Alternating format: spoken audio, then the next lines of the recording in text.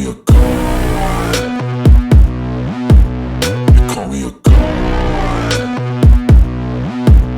You call me a god. You call me a god. Let's go. I'm about to go off like a weapon. Fuel to the top, got a filled up engine. In my thoughts, obsession. I will not stop, no, I'm never second guessing.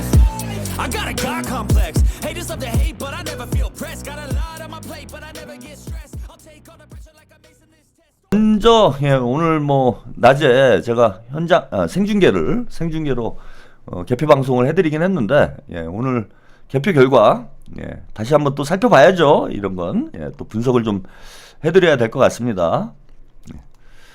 자, 먼저 오늘 이재명 후보님 다 알고 있으실 테지만 다시 한번 오늘 개표 결과를 이제 종합적으로 이번 이제 경선에 대한 총평을 좀 해드리도록 하겠습니다. 자, 보시면 이변은 없었다. 이재명 득표율 90%로 민주당 대선 후보 확정, 이런 보도가 나왔어요.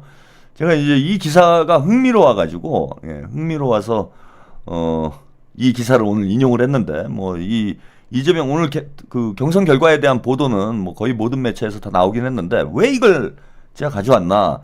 대부분의 매체들은 89.77%로 민주당 대선 후보 확정, 이렇게 이제 기사를 뽑았는데 이 기사만 유독 반올림을 했어요. 기사 좀 잘못 나왔네요. 이 기사만 반올림을 해가지고 90%라고 썼어. 90%라고.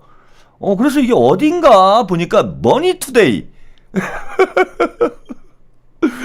머니투데이에서만 유독 89.77%라고 안 쓰고 자기들끼리 임의로 반올림을 해가지고 반올림을 해가지고 90%로 제목을 뽑았더라고. 그 왜 머니투데이가 이랬을까? 여러분 다 아실 거예요. 그 김만배가 이제 머니투데이 기자 출신이죠. 김만배가 머니투데이 기자 출신이고 그 머니투데이 사장도 대장동 50억 클럽의 중에 한 명이었다. 50억 클럽 중에 한 명이었다라는 이러한 이제 보도도 있었어요. 그래서 이제 머니투데이가 지금 큰일 난 거지. 야, 우리는 한마디로 좆됐다. 큰일 났다. 이제 이재명이 대통령이 되는구나. 어떻게든 한번 비벼봐야지. 이런 지금 이런 메시지가 아닌가. 살려주세요, 한마디로. 살려주세요. 헤드라인이죠, 이게. 나 좀 살려주세요. 택도 없습니다. 택도 없어요, 머니투데이. 머니투데이 때문에 이재명 후보님이 그동안 얼마나 많은 고생을 했는데 이제 와가지고 아부한다고 그래가지고 과연 살 수 있을까? 싸그리 그냥 싹 다 그냥 법대로 해야 돼요. 저는 이재명 후보님한테 복수를 해라. 이놈들 다 그동안 나를 괴롭힌 놈들을 다 혼내줘라. 저는 이런 얘기 하지 않습니다. 이재명 후보님이 그냥 법대로 원리 원칙대로 뭘 누굴 복수하고 이럴 필요도 없어요. 원리 원칙대로 하시면 된다. 그래서 머니투데이가 지금 참 괴로운 상황이구나. 지금 오늘 새삼스럽게 느끼게 됐습니다. 그 개표 결과를 한번 보실까요? 개표 결과를 도표로 먼저. 자, 이거 전체 합산이고, 요게 맞군요. 자, 오늘 수도권 강원 제주 개표 결과부터 먼저 보시죠.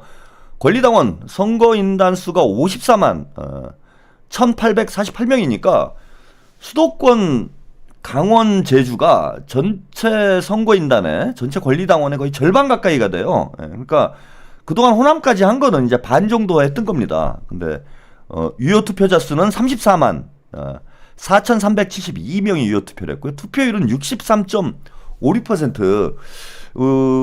수도권 권리당원 숫자가 많기 때문에 어제 또 호남에서 투표율이 좀 다소 낮았죠. 크게 낮은 건 아니지만은 53% 정도의 투표율을 기록을 해서 호남보다는 이제 또 선거인단 수가 배 가까이 많은 수도권에서는 조금 더 투표율이 떨어질 수도 있겠다 이렇게 예상을 했는데 63.56%라는 영남권 다음으로 2등을 했어요. 수도권이 영남권 다음으로 2위를 했습니다. 우리 수도권 당원들의 이제 참여 열기가 대단히 높았다. 그 덕분에 이제 50%를 넘기, 60%를 넘기 힘들지 않겠나 투표율이 이렇게 예상을 했는데 60%가 넘는 투표율을 기록을 했습니다. 사실 투표율 걱정을 좀 많이 했어요. 예, 투표율 걱정을 많이 한 이유가 초반에 완전히 승패가 갈려버렸다. 그리고 경선이 시작되기 전부터 이재명 후보가 압도적으로 앞서 나가는 이러한 흐름이었기 때문에 이번 민주당 대선 후보 경선은 다소 맥빠진 경선이 될 것이다라고 이제 예상이 돼서 투표율이 좀 높기가 어렵지 않을까? 이거 자칫 잘못하면 50%를 못 넘을 수도 있지 않을까? 이렇게 생각을 했습니다. 그리고 충청권, 영남권 경선에서 이미 이재명 후보가 당선이 된 것이나 다름없는 90%가 넘는 압도적인 지지를 받았기 때문에 호남하고는 수도권에서는 뭐 우리 당원들이 뭐 내가 굳이 투표 안 해도 되지 뭐 이런 생각을 할 수도 있겠다라고 걱정을 했어요. 그래서 특히 이제 어제 호남에서 50% 초반대에 투표율이 나와가지고 야 이거 60% 넘기기는 좀 힘들지 않을까 이렇게 생각을 했는데 수도권에서 뭐 63%가 나왔으니까요. 어마어마한 투표율이고 다소 맥빠진 경선이다 이런 평가를 받고 있음에도 불구하고 총 투표율이 수도권에서 63% 투표를 기록하면서 총 투표율이 60%를 넘었습니다. 그러니까 이제 뭐 흥행에 실패했다, 뭐 재미가 없었다, 이런 평가는 완전히 틀린 거죠. 어느 때보다도 흥행한 경선이 됐어요. 경선 결과는 조금 맥이 빠졌는지 모르겠지만은 투표 참여 열기만 놓고 보면은 역대 지금 대선 후보 경선 그 어떤 경선에도 뒤지지 않는 우리 당원들의 높은 참여 열기가 빛난 경선이 아니었나 이렇게 생각이 들고 특히 이번에는 당원 숫자가 대폭 늘어났습니다. 지난 대선 후보 경선하고 지금 이번 경선하고는 당원 숫자가 거의 배 이상 늘어난 이런 상황이에요. 그래서 투표율이 높기가 쉽지 않았는데 당원 숫자가 크게 증가를 했음에도 불구하고 60%가 넘는 압도적인 투표율을 기록을 했습니다. 대의원들은 69.48%를 기록해서 합산 수도권, 강원, 제주 합산 63.65% 지지율을 기록을 했고요. 권리당원 이건 뭐 놀라운 일이 벌어졌죠. 그 수도권에서 이제 최고 기록을 세운 겁니다. 저는 이제 영남권에서 처음으로 이재명 후보 득표율이 90%를 넘었어요. 지금 90%를 넘은 건 영남권밖에 없었습니다. 수도권에 오기 전까지. 그리고 호남과 충청에서는 80% 후반대를 기록하긴 했지만은 그 90%를 넘지를 못했어요. 그래서 저는 이제 수도권 당원들이 많은 데다가 어쨌건 김동연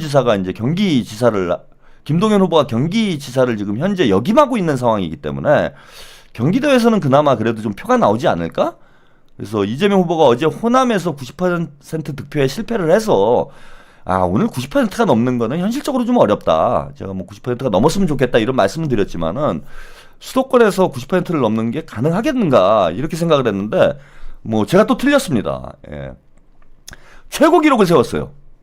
91.66%. 영남권보다 더 높은 득표율을 이재명 후보가 수도권, 강원, 제주에서 기록을 했습니다. 이건 말도 안 되는 진짜 기록이죠. 이게 이제 영원히 깨지지 않을 기록이 될 것 같아요. 수도권 권리당원, 제주, 강원 권리당원 여러분들이 세운 이 기록, 91.66%. 이게 이제 우리 당 경선에서 역대 최고 기록입니다. 한 후보 득표율로 최고 기록인데 이게 앞으로도 깨질까? 뭐 그런 생각을 해보게 됐습니다. 김경수 후보 2.92%, 김동연 후보 5.43%. 참 제가 어제 그 호남에서 친문 그 김경수가 친문에 충청권에서 친문에 관뚜껑 닫고 그 다음에 영남에 가서 관뚜껑에 못질을 하고 그 다음에 호남에서 관뚜껑에 묘비를 세우고 수도권에서 이제 찬송가를 부르게 될 것이다. 장례식이 친문 장례식이 수도권에서 끝날 것이다 이렇게 말씀을 드렸잖아요. 근데 이게 장례식이 너무 비참한 수준으로 장례식이 나왔어요. 3%가 안 나왔습니다. 수도권에서 2.92%. 야, 이건 거의 할렐루야 수준의 이런 지지율을 기록하고 말았어요. 그래서 이제 친문 진영에서 보니까 정신 승리하고 있더라고. 제가 딴지 게시판에 이제 자주 가봅니다. 예, 이게 이제 친문 그룹들, 친문 이제 족바들, 문바들, 털바들, 이 사람들은 이제 무슨 생각을 하고 사나. 그래서 한번 들어가 봤어요. 예, 이제 자주 들어가 보는데 오늘도 이제 경선 결과 끝나고 이 결과를 과연 어떻게 받아들일 것인가 이렇게 갔더니 그 정신 승리하고 있더라고. 예, 이게 이제 김경수가 꼴찌를 하고 뭐 수도권에서 3% 득표를 못했는데 이렇게 된 이유가 김경수가 김동연한테도 진 이유는 김경수가 잘못해서 그런 게 아니라 그 친문 유권자들이 친문 당원들이 이재명 후보에게 이제 몰표를 보내가지고 김경수가 이제 표가 적게 나왔다. 이재명을 어떻게든 이제 몰표로 압도적으로 승리를 거두게 하기 위해서 친문 성향의 이런 이제 당원들이 이재명 후보에 투표를 했기 때문에 김동연한테 진 거다. 이런 글을 이제 써놨더라고요. 그래서 김동연하고 만약에 김경수하고 1대1로 붙으면 김경수가 압도적으로 승리를 할 것이다. 정치에 만약은 없어요. 그래서 이 사람들이 뭐 그 말이 맞느냐 틀리냐 제가 조롱하려고 하는 얘기는 아니라 이른바 이제 뭐 문바 털바들이 지금 상당히 정신적으로 충격이 크구나. 그 생각을 했습니다. 충격이 크죠 지금. 충격이 클 수밖에 없어요. 사실 말이 안 되는 저는 수치가 나왔다고 봐. 뭐 문재인 전 대통령이 퇴임할 때 40%가 넘는 지지율을 기록을 했어요. 그리고 뭐 여전히 양산에 앉아가지고 책방 정치하고 있는데 당내 정치에 자꾸 영향력을 행사하려는 그러한 행보를 하고 있습니다. 그다음에 뭐 김어준이랄지 또 김어준을 둘러싸고 있는 뭐 여러 인물들이 여전히 뭐 문재인을 찬양을 하고 친문 그룹의 정치인들을 또 이렇게 후견을 해주고 이런 상황이기 때문에 어쨌건 문재인이 낙점한 김경수가 어느 정도의 저는 그 득표력을 발휘를 하지 않겠나 이렇게 생각을 했는데 와 이건 진짜 깜짝 놀랄 만한 이런 수치가 나온 거예요. 그리고 뭐 김경수가 3% 받은 걸 문재인에 대한 어떤 부정적인 인식 때문에 그랬다라고 보는 건 아니지만은 이제는 이제 친문의 시대가 완전히 끝났다. 민주당의 이제 새로운 역사가 시작되는구나. 새로운 장이 열리는구나. 그걸 단적으로 보여주는 기록이 아닌가. 3%면은요. 이거 뭐 박용진인가요? 강훈식인가? 당대표 나왔을 때 얻었던 득표율도 안 되는 거예요. 김두관이 당대표 나와서 10% 가까이 받았잖아. 어떻게 이렇게 처참하게 진짜 몰락을 할 수 있는가. 자, 그렇고요. 전국 대의원 좀 아쉬웠습니다. 85.07%, 김경수 7.79, 김동연 7.14. 그러니까 수도권 지역에 이제 친문 대의원들이 아직 좀 있는 거죠. 그래서 합계 91.54%. 김경수 3.1%. 3%는 넘었어요. 대의원들 덕분에.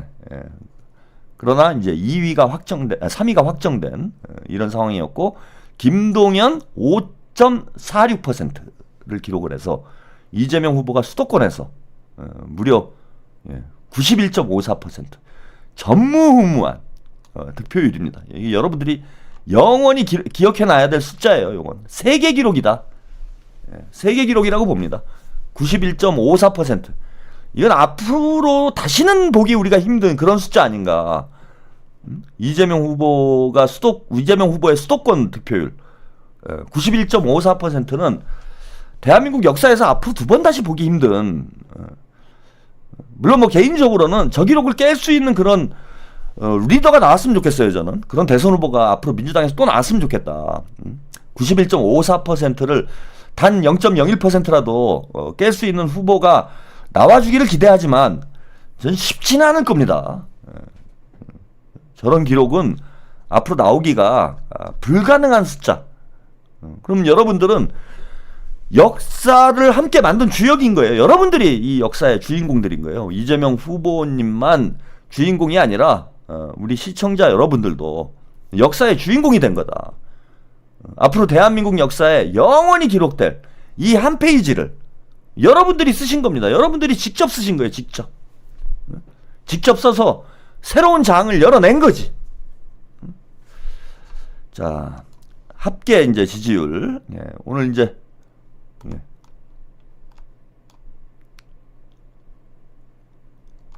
요것도 이제 합계 지지율 최종 결과 좀 아쉽지만 봉만삼님, 짜왕님, 봉화혁명 성님이 제 사진 보러 펜션 가신다네요. 못 가게 하면 영업방해 하니까 사진값으로 술 한잔.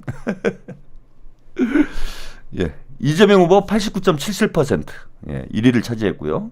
그 다음에 김동연 후보 6.87%로 2위를 차지했습니다. 그리고 아까도 말씀드렸지만 김경수 후보 3.16% 3.16%로 3위를 차지했어요.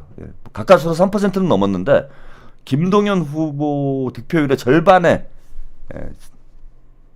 미치지 못하는 안타까운 결과로 3위에 그치고 말았습니다. 그래서 이번 경선의 의미를 종합하자면은 대한민국 정치사에 이제 새로운 장이 열렸다. 이재명 저는 개인에 대한 어떤 지지, 이재명 개인에 대한 애정 이런 것만으로는 저런 투표율이 나올 수가 없습니다. 저런 득표율이 나올 수가 없어요. 이제는 저는 이게 당원 권리 장전이다. 당원 권리 장전을 선포를 했다. 우리 민주당 당원들과 지지자들이 이제는 당원 주권 시대가 활짝 열렸다라는 걸 단적으로 보여주는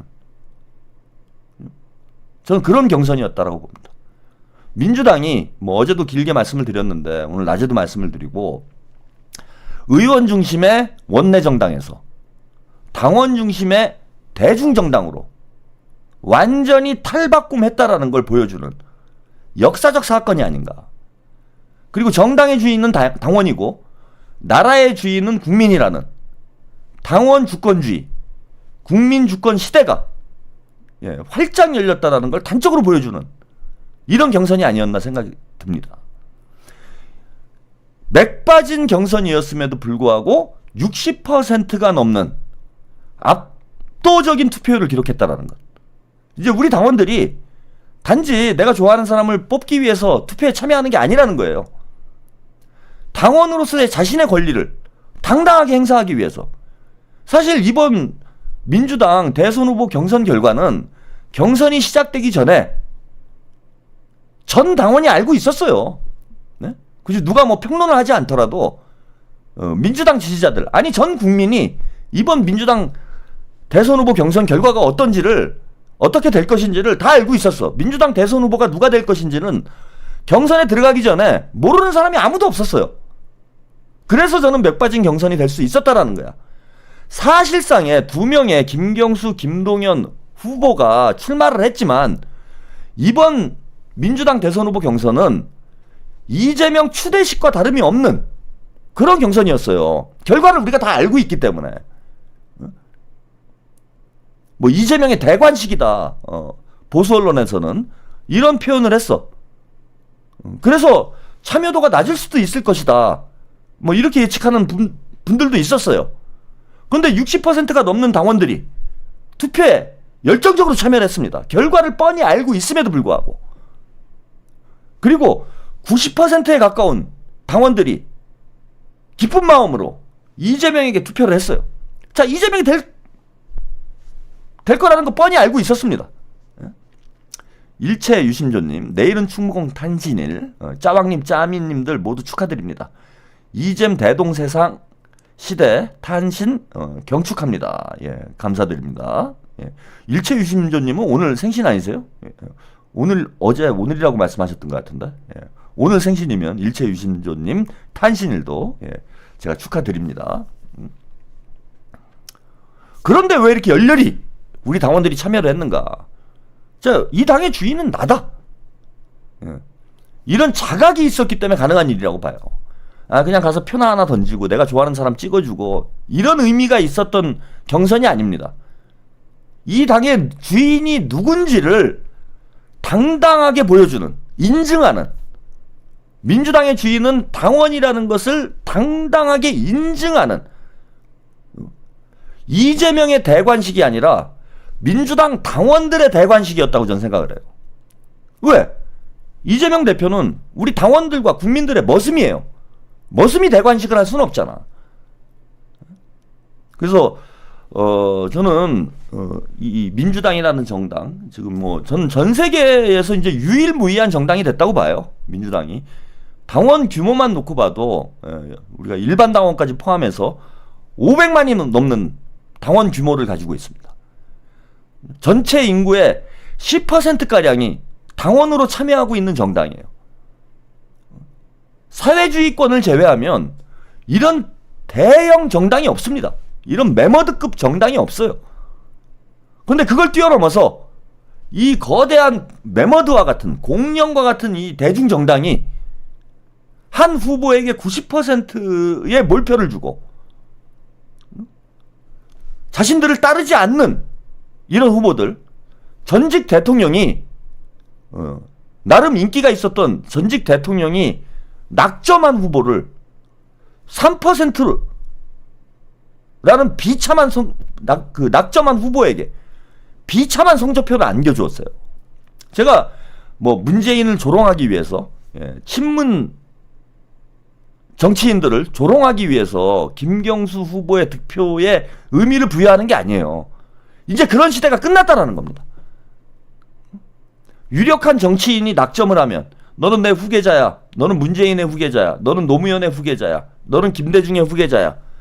누가 낙점을 해가지고 그 사람이 대중의 지지를 받는 그런 시대가 아니라는 거예요. 이제. 문재인이 낙점을 해도 당원들과 국민의 뜻을 따르지 않는 정치인은 3% 나오는 시대가 된 겁니다. 3%가 나오는 시대가. 정말 한국 정치 역사에, 세계 정치사에 유례가 없는 이러한 역사적 사건이 벌어졌다. 그래서 저는 이게 세계사적 의미가 있는 장면이라고 생각을 합니다. 세계사적 의미가 있는 장면. 예, 파이팅. 예, 감사합니다. 화이팅님. 예. 세계사적 사건이다.